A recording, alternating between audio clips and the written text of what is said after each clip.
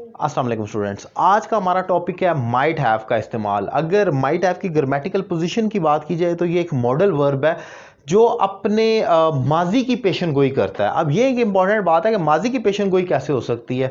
Usually पेशन गोई तो आपके मुस्तकबिल की होती है, लेकिन नहीं, ऐसा नहीं है।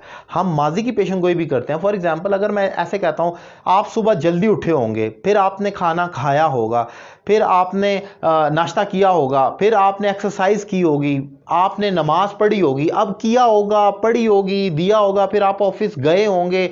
मैं ये नहीं कह रहा जाएंगे, मैं कह रहा हूं गए होंगे। सो ये इसकी आइडेंटिटी है, या होगा, या होगी, या होंगे जैसे अल्फाज इसके आखिर में आते हैं।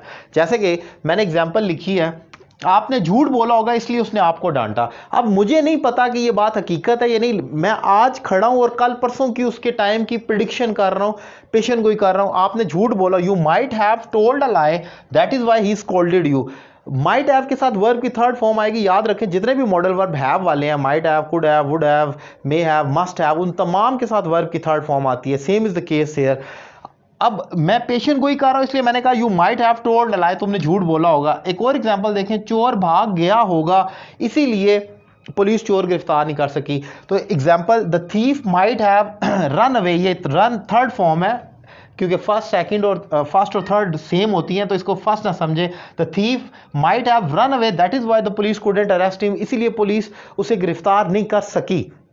यहां पर आप देख सकते हैं कि मैंने माइट हैव के साथ वर्ब की थर्ड फॉर्म लगाई और पेशन गोई की है, क्योंकि मुझे नहीं पता ऐसा हुआ है या नहीं हुआ। मैं आज खड़ा हूं, कल परसों यहां पर चोरी हुई है, मैं कहता हूं कि कोई भी गिरफ्तार नहीं हुआ, चोर भाग गया होगा इसीलिए पुलिस किसी को गिरफ्तार नहीं कर सकी। सो ये पेशन गोई है। The police, the thief might have run away, यानी कि भाग गया होगा। याद रखें, जब माइट हैव का पैसिव बनाना होगा तो माइट हैव बीन हो जाएगा। फॉर एग्जांपल, जैसे कि मैंने कहा आपने झूठ बोला होगा, you might have told a lie, और मैं पैसिव बनाता हूं तो झूठ बोला गया होगा, तो लाई माइट हैव बीन टोल्ड, या अ लाई माइट हैव बीन टोल्ड। या आपने काम कर लिया होगा इसलिए आपको इनाम दिया गया, ये एक्टिव है, आपने कर लिया होगा, you might have done the work. और पैसिव क्या होगा, काम कर लिया गया होगा, या काम मुकम्मल कर लिया गया होगा। The work might have been completed. जब हमने पैसिव करना है तो might have been plus third form का इस्तेमाल होगा, ऑब्वियसली सब्जेक्ट निकल जाएगा और ऑब्जेक्ट आ जाएगा।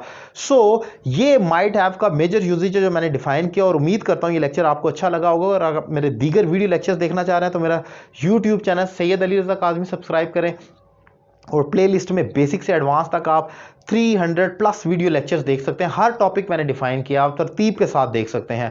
और अगर आप मुझसे 1-to-1 online English language course करना चाह रहे हैं दुनिया के किसी भी कोने से, जैसे कि अगर आपने ये मेरा एक लेक्चर 3 से 4 मिनट का देखा और आपको एक कंसेप्ट क्लियर हुआ है, तो आप सोचेंगे अगर आप मुझसे लाइव क्लास डेली लेते हैं व्हाट्सएप या स्काइप पर, तो उसमें कितनी इंप्रूवमेंट हो सकती है। तो एक ज़बरदस्त अपॉर्चुनिटी है उन लोगों के लिए जो घर बैठकर इंग्लिश इंप्रूव करना चाह रहे हैं। जबकि रावलपिंडी इस्लामाबाद के स्टूडेंट तो मेरी अकेडमी भी ज्वाइन कर सकते हैं जो कि रावलपिंडी में सिचुएटेड है। एक रीजनेबल फी पे कर आप मुझसे लाइव क्लास ले सकते हैं। Thank you very much.